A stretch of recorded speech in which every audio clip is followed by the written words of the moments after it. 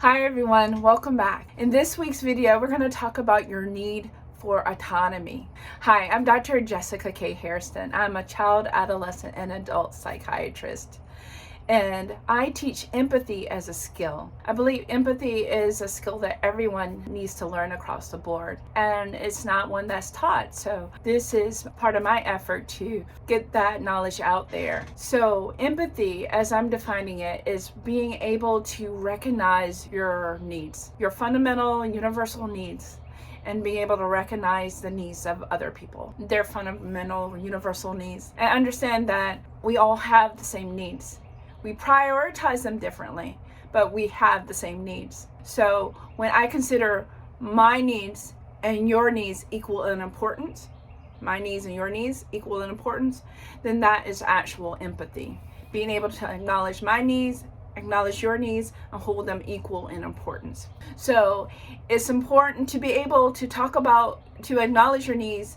It's important to be able to talk about your needs and to develop a vocabulary of needs. The need we're going to talk about today is autonomy. Autonomy is the need to be able to make your own decisions on your own behalf. So everyone has this need across the board, the need to be able to make decisions for themselves. The thing about this need, which is one, is so critically important, and two, to be able to be aware of this need, and your personal power comes from being able to not only acknowledge this need, but to fulfill this need, to actually be able to do that, to make your own decisions on your own behalf using your free will. The thing about this, where I see people getting into trouble all the time, is that your decision-making power, your free will, is not something that someone else can bestow upon you.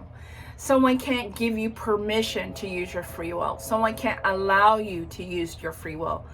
It's actually just something that you do without other people's permission. And that's a really scary thing for most people, because we are a society or a culture, if you will, where we seek approval. That we seek other people's approval, that something is judged as right or as wrong before we do it, and we need to get some type of approval from some authority to be able to do something. And actually, in reality, even if something is considered morally wrong, legally wrong, the decision to do that, or to do something that's morally right or legally right, that decision to do that decision lies within the person. And so when you acknowledge that you have decision-making power, then you can actually look at the decisions you make and also look at the results of your decisions, and then take responsibility for that. See, when we don't acknowledge our own personal authority, our own personal power or free will, this autonomy that we have, then we will blame other people for our actions, which is a very detrimental thing. It's a detrimental to yourself, because now you are getting angry at other people for something that is actually your responsibility, and it's detrimental for other people, because if people assume that responsibility, then they're assuming control of other people, and that's not a good thing for other people. To make decisions, and decisions can be shared and they can be collaborative, but I think it's really important to understand that you have decision-making power, and to acknowledge another person's decision-making power, because this isn't about controlling other people.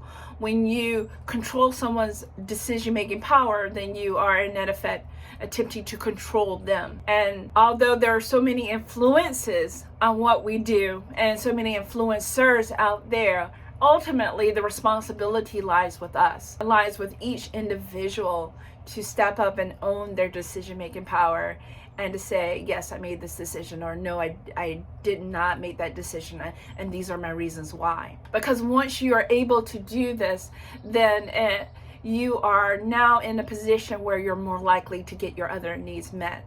As long as you're not owning your decision-making power, then you're putting your needs being met upon other people. You are passively allowing someone else to make decisions on your own behalf, and that's also another dangerous place to be. I think it's really important that from a young age, like I said, I'm a child psychiatrist, that from a young age through adulthood that you begin learning, oh yes, These are my decisions, and I made that choice. These were the options I saw at that time. And to really learn to use your judgment and to strengthen and practice using your judgment and to become better and better at making really good decisions for yourself, so that you can also take the credit for the decisions that you are making and the changes that you're making in your own life.